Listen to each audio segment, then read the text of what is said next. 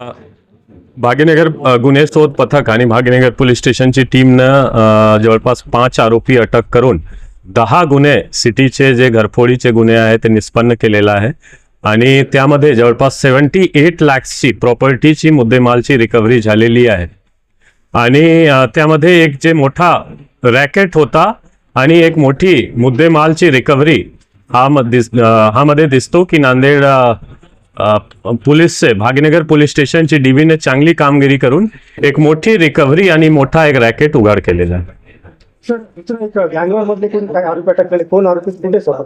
दोन आरोपी अटक केलेला आहे सध्या आम्ही. शाहरुख उर्फ शाहरुख कबूतर तसेच उबैद हा दोन्हीला आपण अटक करून कोर्टमध्ये आज पेश करत कोर्टमध्ये पाठवत आहोत.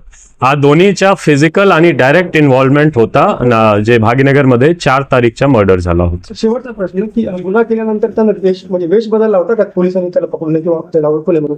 असा दिसतो की ते हेड शेव केला होता आणि मूछ त्यांनी ग्रो केला होता. त्यांचे प्रयत्न होता की पोलीस आम्हाला ओळखू नये किंवा आजूबाजू फोटोमध्ये आम्ही त्याच सारखा दिसू नये.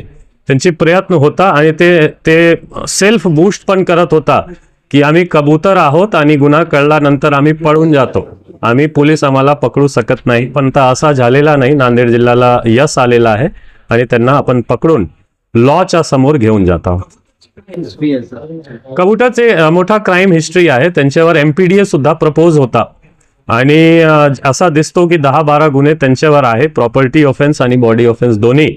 आणि ते सध्या प्रयत्नात होतात की एक छोटा मोठा गँग बनवू आणि अदर जे गँग आहे त्यांच्यासोबत मिळून नांदेड जिल्ह्यामध्ये दहशत पसरवण्याची त्यांची प्रयत्न होतात. आपण जे काही प्रेझेंटेशन दिलं त्यामध्ये दाखवण्याचा प्रयत्न केला की कुठली गुन्हेगारी नांदेडमध्ये वाढलेली नाही, त्याबाबत पोलिसांतर्फे काय सांगणार? मी आवाहन करणार की जे एक परसेप्शन बनत आहे किंवा चुकीची एक आपण कोट अनकोट वर्ड वापर करतो की वाढती गुन्हेगारी किंवा नांदेड क्राईमचा हब झालेला आहे, हा एक रॉंग नरेटिव्ह आहे.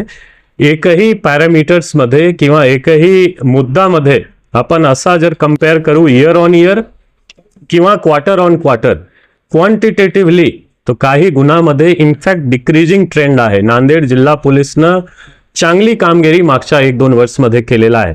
क्वांटिटेटिव्हली सुद्धा गुणात्मक जर आपण कम्पेअर करू त्यामध्ये सुद्धा बरेच असा ट्रेंड दिसतो की नांदेडमध्ये सिव्हिक कल्चरमध्ये खूप इम्प्रूव्ह झालेला आहे. आपण मिरवणूकचा विषय असो, जयंती सण उत्सवचा विषय असो किंवा मागच्या इलेक्शनमध्ये तो नांदेड जिल्हा पोलीस किंवा नांदेडकर असा एक समन्वय आहे आणि असा दिसत नाही की क्राईम मध्ये वाढ झालेला आहे.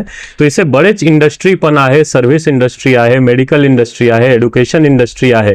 हा सर्व मध्ये जर आपण चुकीची नरेटिव्ह किंवा एक फॉल्स नरेटिव्ह देणार की वाढती गुन्हेगारीचा हब, तो हा सिटीचा पण बदनामी आहे, नुकसान आहे. इथे मोठा धार्मिक इन्स्टिट्यूशन आहे, एक पवित्र गुरुद्वारा आहे, सिटीची वेगळी एक एअरपोर्ट आलेला आहे, रेल्वेच्या डिव्हिजनल ऑफिस आहे. हा सर्व असताना एक चुकीची नरेटिव्ह जाऊ नये म्हणून आम्ही हे प्रेझेंटेशन देऊन कंपॅरिझन दाखवलेलं आहे.